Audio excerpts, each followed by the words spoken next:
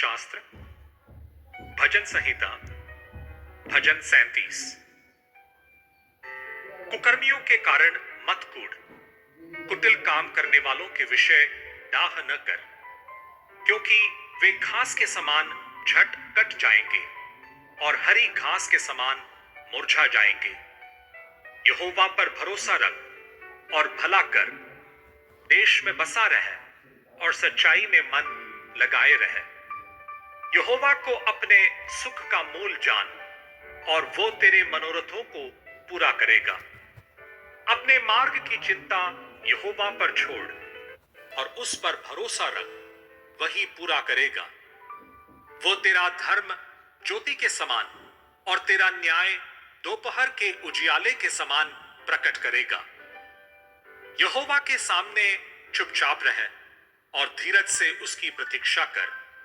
उस मनुष्य के कारण न कुढ़ जिसके काम सफल होते हैं और वो बुरी युक्तियों को निकालता है। क्रोध से परे रह और जलजलाहट को छोड़ दे।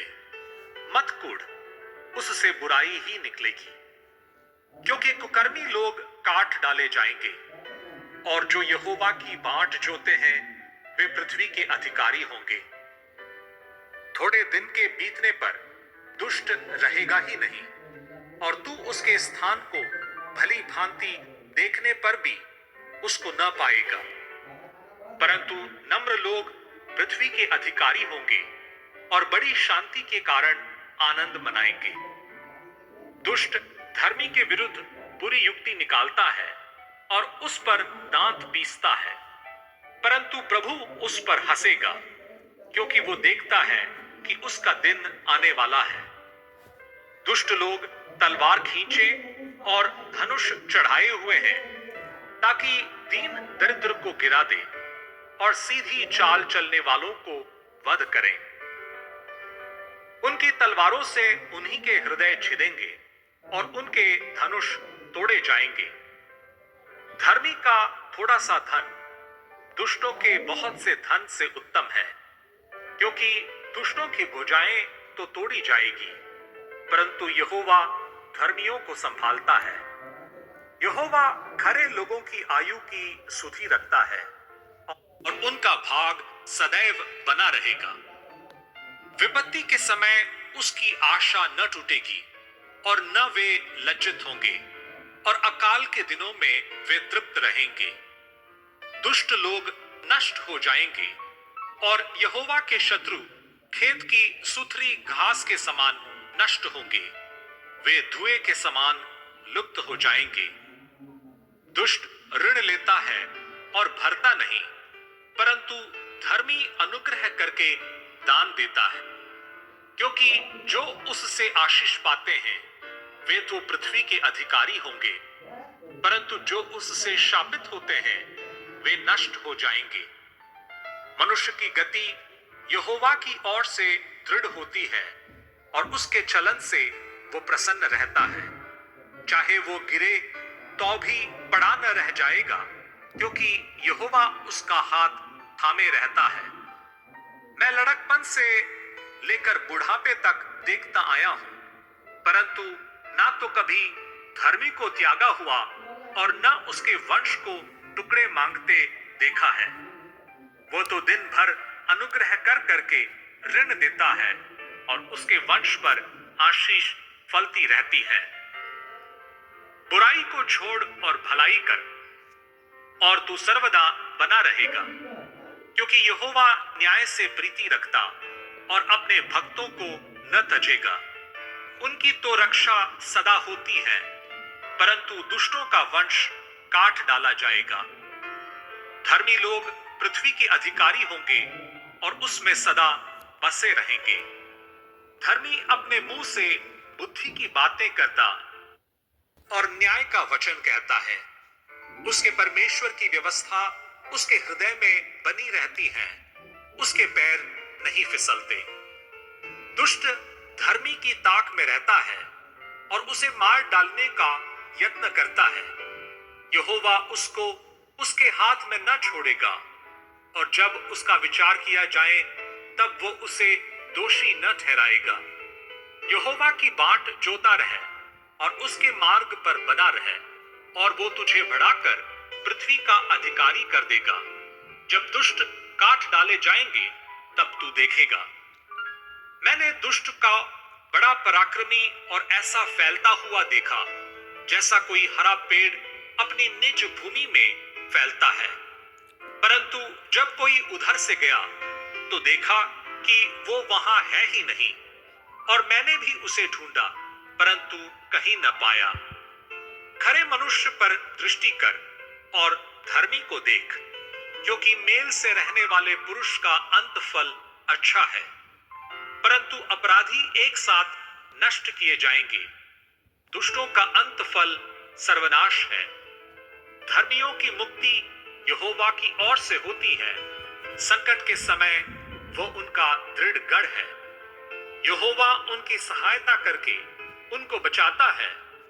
वो उनको दुष्टों से छुड़ाकर उनका उद्धार करता है, इसलिए कि उन्होंने उसमें शरण ली है।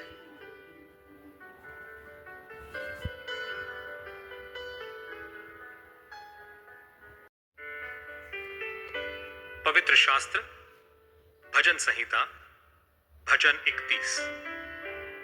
हे यहोवा, मेरा भरोसा तुझ पर है, मुझे कभी लज्जित होने न पड़े। तू अपने धर्मी होने के कारण मुझे छुड़ा ले। अपना कान मेरी ओर लगाकर तुरंत मुझे छुड़ा ले, क्योंकि तू मेरे लिए चट्टान और मेरा गढ़ है। इसलिए अपने नाम के निमित्त मेरी अगुवाई कर और मुझे आगे ले चल। जो जाल उन्होंने मेरे लिए बिछाया है उससे तू मुझको छुड़ा ले, क्योंकि तू ही मेरा दृढ़ गढ़ है। मैं अपनी आत्मा को तेरे ही हाथ में सौंप देता हूं। हे यहोवा, हे सत्यवादी ईश्वर, तूने मुझे मोल लेकर मुक्त किया है।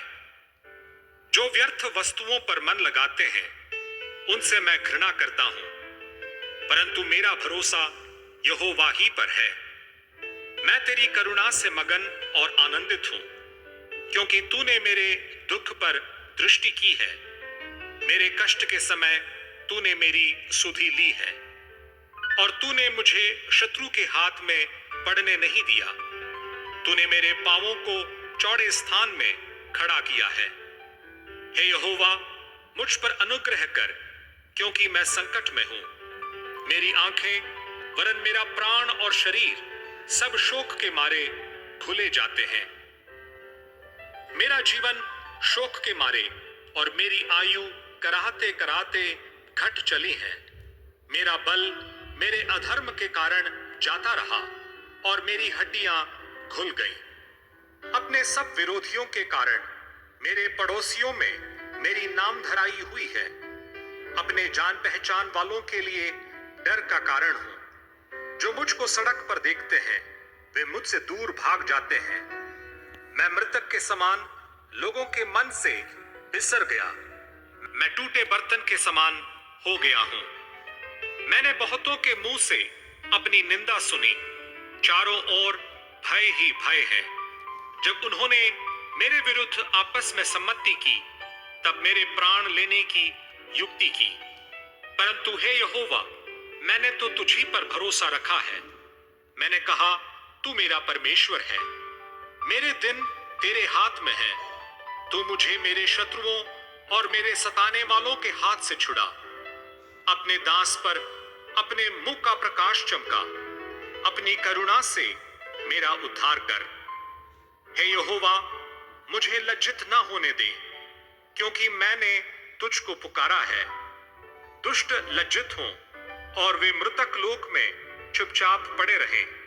जो अहंकार और अपमान से धर्मी की निंदा करते हैं, उनके झूठ बोलने वाले मुंह बंद किए जाएं। आहा, तेरी भलाई क्या ही बड़ी है, जो तूने अपने डरवियों के लिए रख छोड़ी है और अपने शरणागतों के लिए मनुष्यों के सामने प्रकट भी की है। तू उन्हें दर्शन देने के गुप्त स्थान में मनुष्यों की बुरी गोष्ठी से गुप्त रखेगा। तू उनको अपने मंडप में झगड़े रगड़े से छिपा रखेगा। यहोवा धन्य है, क्योंकि उसने मुझे गढ़ वाले नगर में रखकर मुझ पर अद्भुत करुणा की है। मैंने तो घबरा कर कहा था कि मैं यहोवा की दृष्टि से दूर हो गया, तो भी जब मैंने तेरी दुहाई दी तब तूने मेरी गिड़गिड़ाहट को सुन लिया।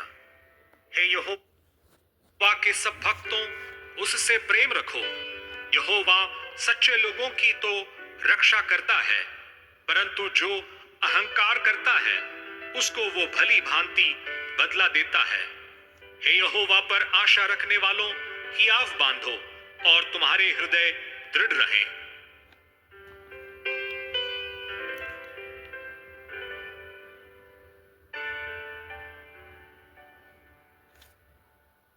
समय की बात है जब इज़राइल पर राजा शाऊल राज्य किया करता था और दाऊद अपने पिता की भेड़ बकरियों को चराया करता था।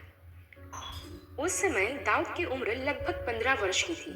उसी समय पलिश्तियों की सेना इज़राइलियों के विरुद्ध इकट्ठा हुई और राजा शाऊल ने भी अपनी सेना एला नामक तराई में इकट्ठी की।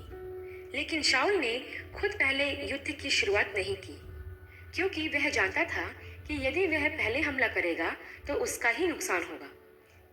पलिश्ती सेना में एक वीर योद्धा था जिसका नाम गोलियत था। वह 6 हाथ 1 बीता लंबा अर्थात लगभग 9 फीट ऊंचा था। वह पीतल का कवच पहने हुए था जिसका वजन 57 केजी था और उसके हाथ व पांव में भी पीतल के कवच थे। उसके हाथ में 7 किलो से ज्यादा भारी भाला था और एक बड़ी सी ढाल थी।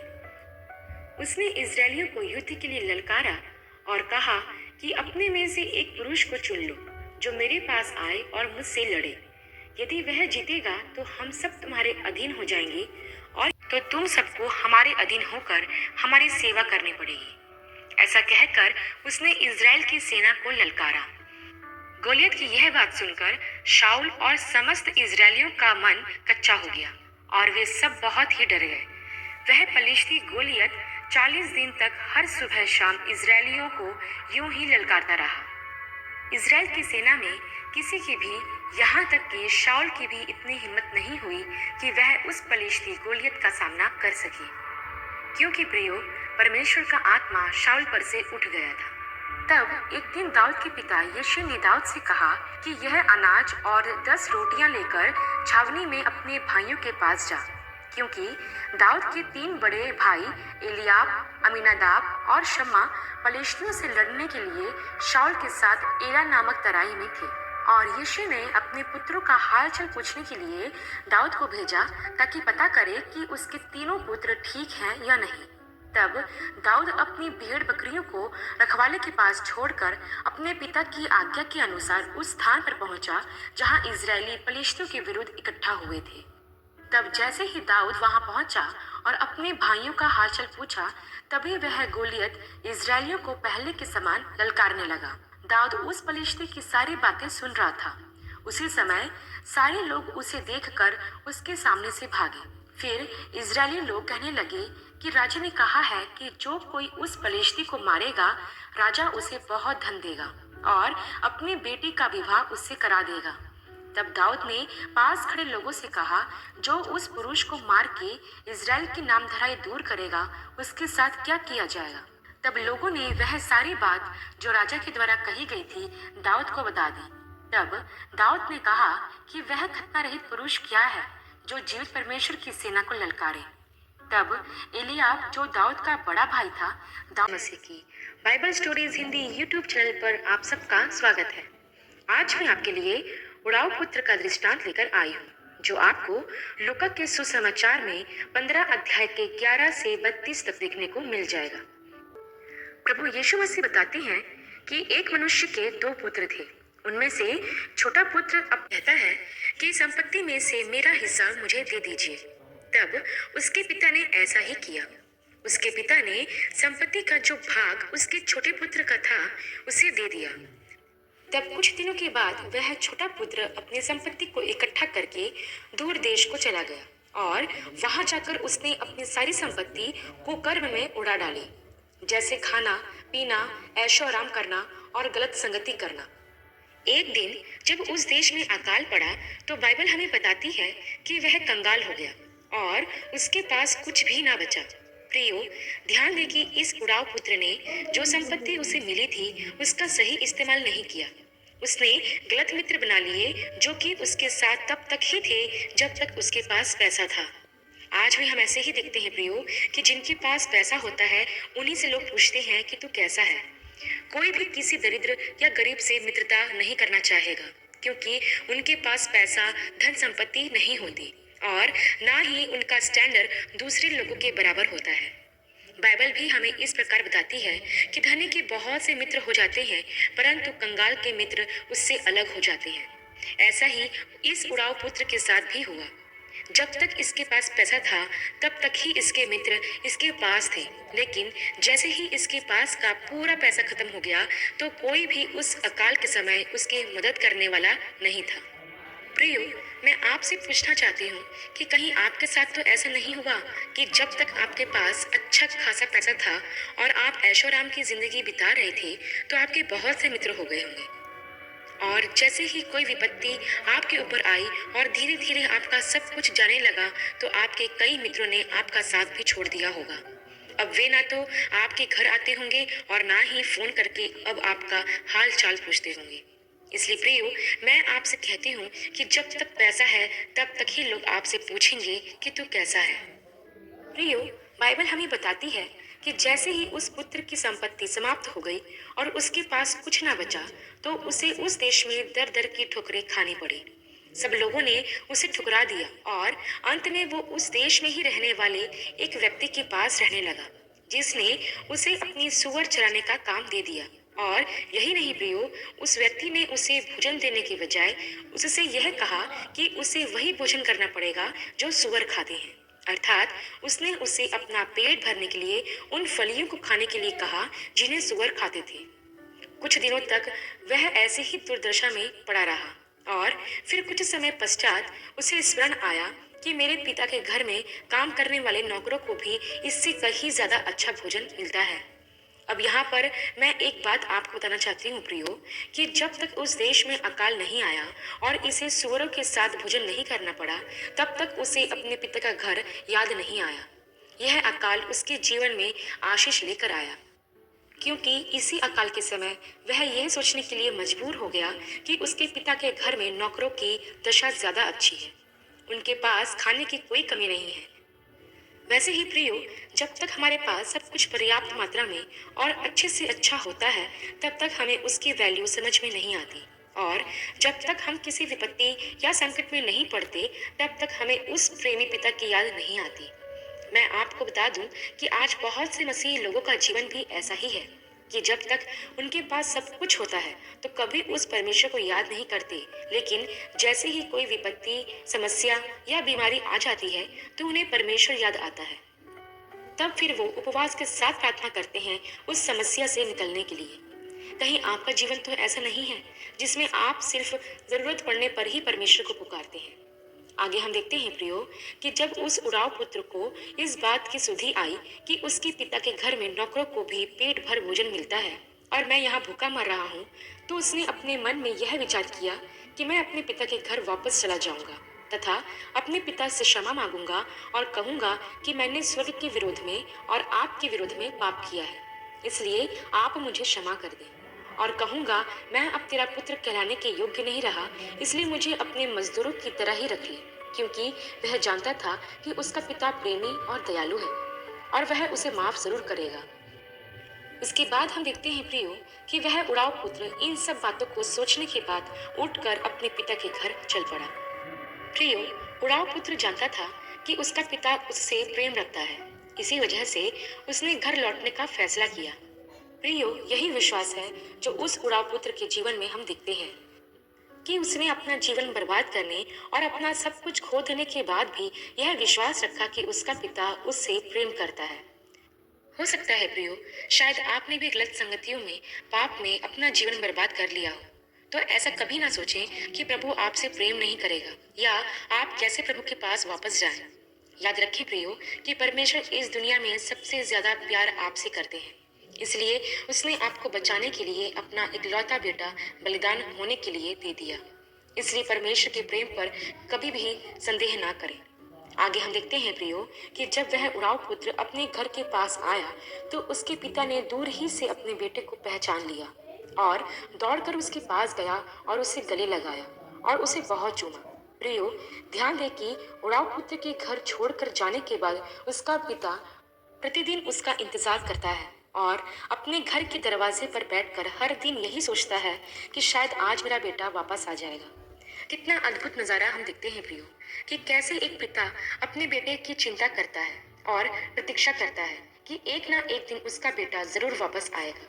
वैसे ही परमेश्वर भी इस दुनिया में खोए हुए हर एक व्यक्ति का इंतजार कर रहा है। वह अपनी बाहें फैलाए आपका इंतजार कर रहा है क्योंकि वह आपसे बेइंतहा प्यार करता है। इतना प्यार जो शायद ही इस दुनिया में कोई करता हो। क्योंकि हम देखते हैं प्रियो कि इस दृष्टांत के द्वारा प्रभु यीशु मसीह ने लोगों को उस अगापे प्रेम के बारे में बताया, जैसा कि आगे हम इस दृष्टांत में देखते हैं कि जब वह उड़ाऊ पुत्र अपने पिता के घर वापस आया तो ना सिर्फ उस पिता ने उसे अपने गले से लगाया, परंतु पिता ने अपने दासों से कहा कि जल्दी से एक अच्छे से अच्छा वस्त्र लाओ और मेरे बेटे को पहनाओ और उसके हाथ में अंगूठी और पाँव में जूतियां पहनाओ और एक पला हुआ पशु मारकर उसे पकाओ ताकि हम सब आनंद करें। क्योंकि पिता इस प्रकार कहता है कि मेरा यह पुत्र मर गया था फिर जी गया है, खो गया था अब मिल गया है, और वे आनंद करने लगे। प्रियो, बाइबल हमें बताती है कि जब कोई पापी अपना मन फिराता है तो उस मन फिराने वाले पापी के लिए परमेश्वर के सामने स्वर्गदूत आनंद करते हैं। हाँ प्रियो, जब भी कोई व्यक्ति अपने पापों से पश्चाताप करता है, अपने गुनाहों को मान लेता है और अपने स्वर्ग के पिता के पास वापस आ जाता है तो स्वर्ग में बड़ा आनंद होता है। क्योंकि प्रभु की कभी भी यह इच्छा नहीं थी कि कोई भी नाश हो। परमेश्वर पिता सबको मन फिराव का अवसर देना चाहते हैं। वह हम सबसे प्रेम करते हैं और हर एक भटके हुओं का इंतजार कर रहे हैं कि वह वापस आ जाए ताकि उसे गले लगा कर चूमे और उसके साथ अनंत काल तक आनंद करे। लेकिन प्रियो, इस दृष्टांत में हम देखते हैं कि जब उड़ाऊ पुत्र वापस आता है तो इसका बड़ा भाई इस बात से खुश होने के बजाय अपने पिता पर नाराज होता है। क्योंकि जब वह अपने खेत से घर पर आता है तो वह घर में से गाने बजाने का और नाचने का शब्द सुनता है। तब वह अपने दास को बुला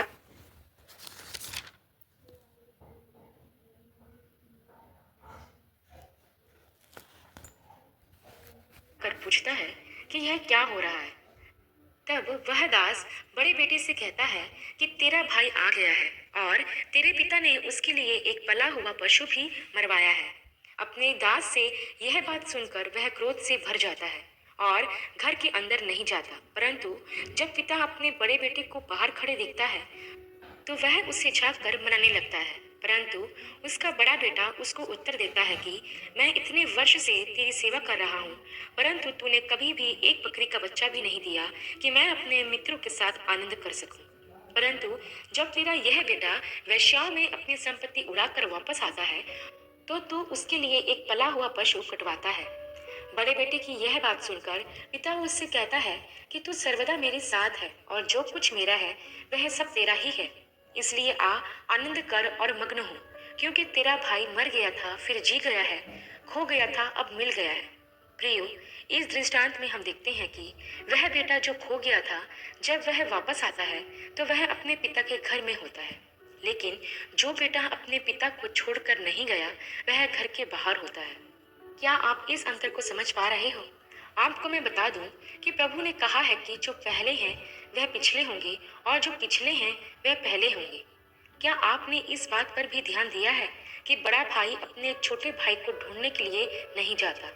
वह अपने पिता को रोज दरवाजे पर बैठा दिखता होगा, लेकिन कभी उसने अपने पिता की उस दशा को देखकर अपने पिता से यह नहीं कहा कि मैं अपने छोटे भाई को ढूंढने के लिए जाता हूँ। वैसे ही प्रियो, आज बहुत से लोग हैं जिन्हें खोए हुए लोगों को प्रभु के पास लाने का कोई बोझ नहीं है।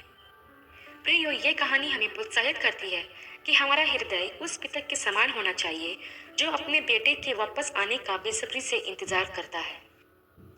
बाइबल हमें बताती है प्रियो कि हम में मसीह का मन है, और यदि मसीह का मन हम में है तो खोए हुए लोगों के प्रति प्रेम हमारे मन में होना चाहिए। अगर हम सच्चे विश्वासी हैं और अपने स्वर्गीय पिता से सच्चा प्रेम रखते हैं, तो हम भटके हुए लोगों तक प्रभु का वचन जरूर लेकर जाएंगे, ताकि उनका भी उद्धार हो और वह भी बचाए जा सके। प्रियो, एक बात और मैं आपको बताना चाहती हूँ, जो मैंने अपनी आंखों से देखी है, कि अक्सर जब कोई एक नया विश्वासी चर्च में आता है, तो कलीसिया के कई लोग ना तो उस विश्वासी से बात करते हैं और ना ही उसका आदर करते हैं। वह उसे घृणित निगाहों से देखते हैं। क्या कभी आपने किसी चर्च में ऐसा होते हुए देखा है?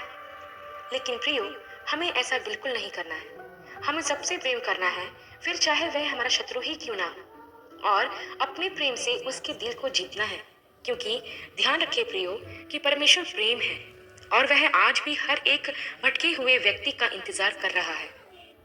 अंत में एक सवाल मैं आप लोगों के लिए छोड़ना चाहती हूँ कि आपके पास कैसा दिल है, उस पिता के जैसा या उसके बड़े भाई के जैसा?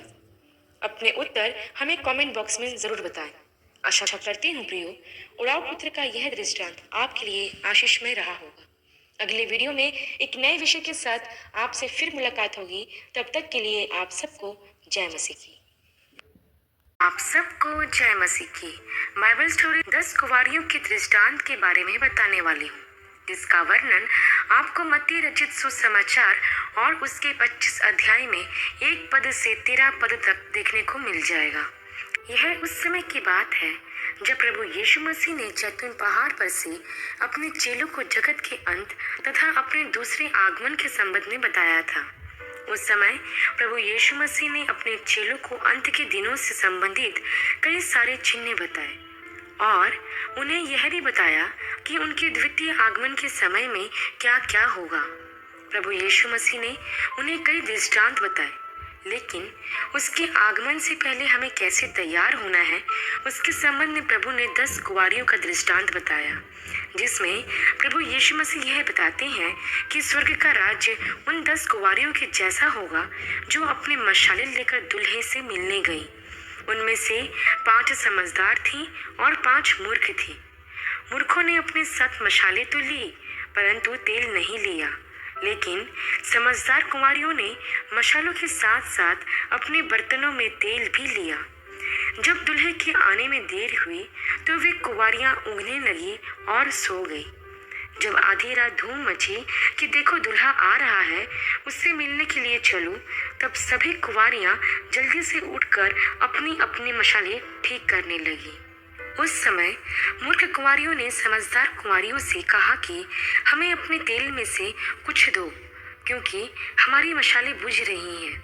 परंतु समझदार कुंवारियों ने उत्तर देते हुए ये कहा कि यह तेल हमारे और तुम्हारे लिए पूरा नहीं हो पाएगा, इसलिए तुम बाजार जाकर तेल बेचने वालों से खरीद लो। जब वे मूर्ख कुंवारियां तेल खरीदने जा रही थीं, तब उसी घड़ी दूल्हा आ गया। तो जो तैयार थीं वो दूल्हे के साथ विवाह के घर में चली गईं और फिर द्वार बंद कर दिया गया। इसके बाद मूर्ख कुंवारियां भी आकर यह कहने लगी कि हे प्रभु, हमारे लिए दरवाज़ा खोलिए। लेकिन दूल्हे ने उत्तर दिया कि मैं तुमसे सच कहता हूँ कि मैं तुम्हें नहीं जानता। इसलिए सावधान रहो और जागते रहो, क्योंकि तुम ना उस समय को जानते हो और ना उस दिन को जब मनुष्य का पुत्र आएगा। प्रियो, अब हम इस दृष्टांत के बारे में विस्तार से समझते हैं। प्रियो, इस दृष्टांत में बताई गई 10 कुंवारियां कलीसिया को प्रदर्शित करती है।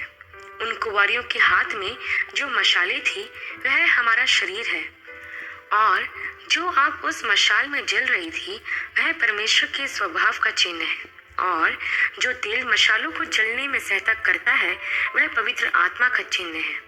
और सबसे महत्वपूर्ण कि जिस दूल्हे के लिए वो कुंवारियां इंतजार कर रही थी वह दूल्हा प्रभु यीशु मसीह है। प्रियो, इस दृष्टांत में ध्यान दें कि उन 10 कुंवारियों के पास मशालें थी, अर्थात परमेश्वर ने कलीसिया में अपना वचन, अपना स्वभाव और पवित्र आत्मा बराबर दिया है।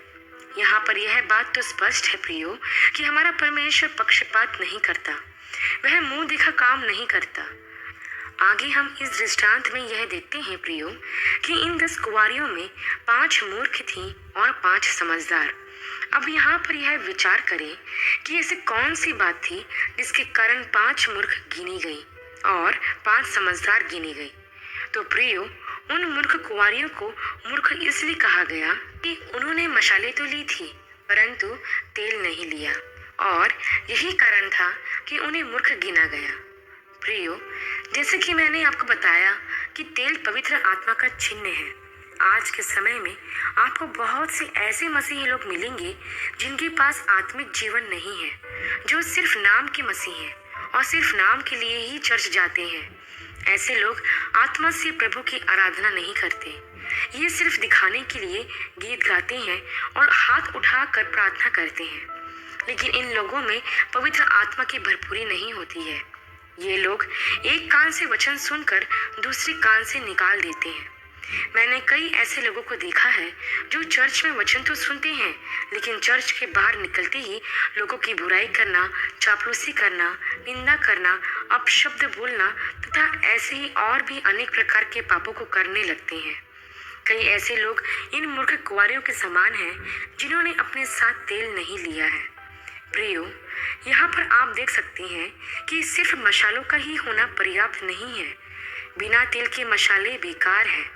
इसलिए आप बाहर से कैसे हैं ये मायने नहीं रखता। मायने यह रखता है कि क्या आप अंदर से पवित्र आत्मा से भरे हुए हैं। प्रियो, रोमियो के पत्र के 8 अध्याय के 9 वचन में ऐसा लिखा हुआ है कि यदि किसी में मसीह का आत्मा नहीं तो वो मसीही का जन नहीं। यदि परमेश्वर का आत्मा आपके अंदर नहीं है तो आप परमेश्वर के जन नहीं हैं। आप उस लैंप या दिए की तरह हैं जिसमें तेल है ही नहीं, अर्थात पवित्र आत्मा। इसके बाद प्रियो, हम उस समझदार कुंवारियों के बारे में देखते हैं जिन्होंने मशालों के साथ साथ तेल भी लिया और उनका यही कार्य उनके लिए समझदारी का कारण बना। प्रियो, ये समझदार कुंवारियां हमें ऐसे मसीही लोगों के बारे में बताती है जो प्रभु के आगमन के लिए अपने आप को तैयार रखते हैं। ऐसे लोग जो भी करते हैं वह आत्मा और सच्चाई से करते हैं। इन मसीही लोगों का जीवन चाहे चर्च के अंदर हो या चर्च के बाहर एक समान होता है। ये लोग सिर्फ वचन सुनते ही नहीं बल्कि उस पर चलते व मानते भी हैं। ये मसीह लोग पवित्र आत्मा की आवाज़ को सुनते हैं और परमेश्वर के वचन को महत्व देते हैं। अगर इन मसीही लोगों से कोई पाप हो जाता है तो वे पश्चाताप करने में देर नहीं लगाते। ये परमेश्वर के लिए पवित्रता से जीवन बिताने के लिए तैयार रहते हैं। अर्थात कहने का मतलब यह है कि आपको कलीसिया में 2 प्रकार के झुंड देखने को मिलेंगे, जिसमें एक झुंड के लोग मूर्ख कुंवारियों के जैसे होंगे और दूसरे झुंड के लोग समझदार कुंवारियों के जैसे होंगे। अब आप यहाँ सोच कर देखें प्रियो कि आप किस झुंड के हो। इसके बाद हम देखते हैं प्रियो कि जब दूल्हे के आने में देर हुई तो वो 10 कुंवारियां ऊँघने लगी और सो गई। प्रियो, यहाँ पर हम ध्यान दें कि प्रभु ने इस दृष्टांत के माध्यम से हमें यह समझाने का प्रयास किया है कि दूल्हा किस घड़ी आएगा या उसके आने का समय क्या होगा, यह कोई नहीं जानता। ये 10 कुंवारियां जानती तो थी कि दूल्हा उन्हें लेने आएगा, लेकिन वह यह नहीं जानती थी कि वह कब आएगा। अगर जानती होती तो वे मूर्ख कुंवारियां भी उतने समय की तैयारी कर लेती, लेकिन किसी को नहीं मालूम था कि दूल्हा किस वक्त आएगा। लेकिन प्रियो, यह दृष्टांत बताता है कि दूल्हे के आने में देरी हुई, अर्थात प्रभु यह बताना चाहते हैं कि दूल्हे के अर्थात उनके स्वयं के दोबारा आगमन में देरी हो सकती है। और बाइबल हमें यह बताती है कि प्रभु यीशु ने स्वयं यह कहा है कि उनके दोबारा आने के संबंध में कोई नहीं जानता। स्वयं वे खुद नहीं जानते, ना ही स्वर्गदूत जानते हैं, केवल